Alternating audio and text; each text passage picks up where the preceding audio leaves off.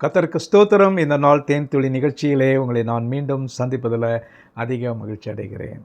நாம் ஆவியின் கனியாகிய சந்தோஷத்தை குறித்து பார்த்து கொண்டு வருகிறோம்.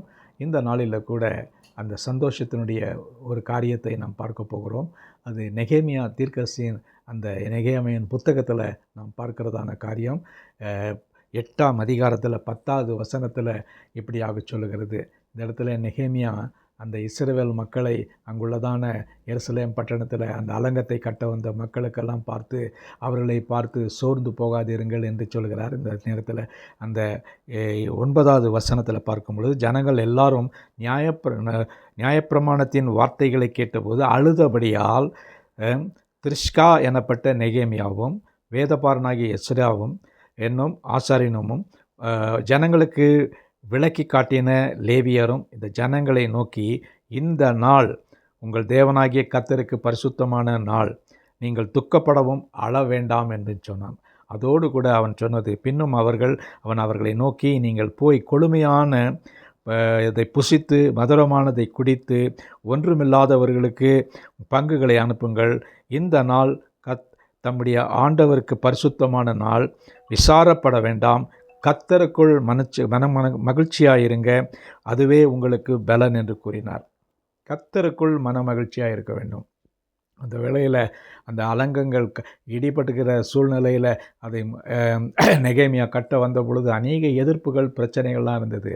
அந்த தலைவனாகிய நெகேமியாவும் எஸ்ராவும் மற்றவர்களும் இந்த இஸ்ரவேல் மக்களை பார்த்து அழ வேண்டாம், துக்கப்பட வேண்டாம், சந்தோஷமாக இருங்க, இப்படிப்பட்டதான சந்தோஷம்தான் நமக்கு வேண்டும் என்று சொல்லி இந்த நேரத்தில் மிக அழகாக அவர்களை உற்சாகப்படுத்துகிறார்.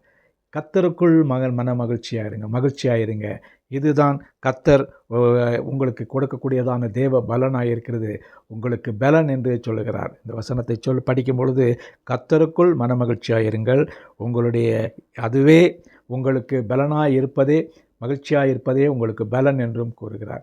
அப்படிப்பட்டதான பலன் நமக்கு இருக்கின்ற வேளையில் நாம் நிச்சயமாக இந்த கடைசி காலங்களிலே, நெருக்கடியான நேரங்களிலே, நம்முடைய குடும்ப சூழ்நிலைகளிலே, எல்லா பிரச்சனைகளிலும் நாம் இருக்கும் பொழுது நமக்கு எந்த விதத்திலும் ஒரு விசாரமாக இல்லாதபடிக்கு, துக்கமான காரியம் இல்லாதபடிக்கு, எப்பொழுதும் சந்தோஷமாய் மகிழ்ச்சியாய் இருக்கத்தக்கதான ஒரு காரியத்தை கர்த்தர் வாய்க்க செய்வார். அன்று அந்த எருசலேமில் உள்ள மக்களுக்கு நெகேமியா உற்சாகப்படுத்தின வார்த்தை இதுதான், கர்த்தருக்குள் மனமகிழ்ச்சியாக இருப்பதே உங்களுடைய பலன். உங்களுக்கு என்ன பலன் வேண்டுமோ அந்த பலன் என்ன பார்த்தாக்கா கர்த்தருடைய அவர் மீது வைத்திருக்கிறதான மனமகிழ்ச்சி தான். அந்த மனமகிழ்ச்சி தான் நமக்கு ஒரு பெரிய ஆசீர்வாதத்தை கொடுக்கக்கூடியதாக இருக்குது. இந்த நாளிலே கூட இப்படிப்பட்டதான ஒரு மனமகிழ்ச்சி இல்லாத நிலையில் துக்கத்தோடு கூட அழுது கொண்டு நெருக்கடியான நேரங்களிலே நீங்கள் காணப்படுவீர்கள்னு சொன்னால் உங்களுக்கு கர்த்தர் கொடுக்கிறதான ஒரு ஆலோசனை நெகேமியா 8, 9, 10 சொல்லுகிறபடி, கர்த்தருக்குள் மனமகிழ்ச்சியாக இருப்பதே உங்கள் பலனாக இருக்கிறது. அந்த பலனோடு கூட நீங்கள் தொடர்ந்து உங்களுடைய பிரயாணத்தை மேற்கொள்ளுங்கள். கர்த்தர் உங்களோடு இருப்பாராக. நல்ல ஆண்டவரே, நன்றியோட துதிக்கிறோம், ஸ்தோத்தரிக்கிறோம். ஆண்டவரே, இந்த வார்த்தைக்காக நன்றி செலுத்துகிறாயா. கர்த்தரிடத்தில் மனமகிழ்ச்சியாக இருப்பதே உங்கள் பலன், எங்கள் பலன் என்று கர்த்தர் சொன்னாரே, அதற்காக ஸ்தோத்திரம். இந்த பலனை நீர் எங்களுக்கு அதிகமாய் தர வேண்டுமா ஜெபிக்கிறோம். மீட்பர் இயேசுவின் நாமத்தில் ஜெபிக்கிறோம் நல்ல பிதாவே.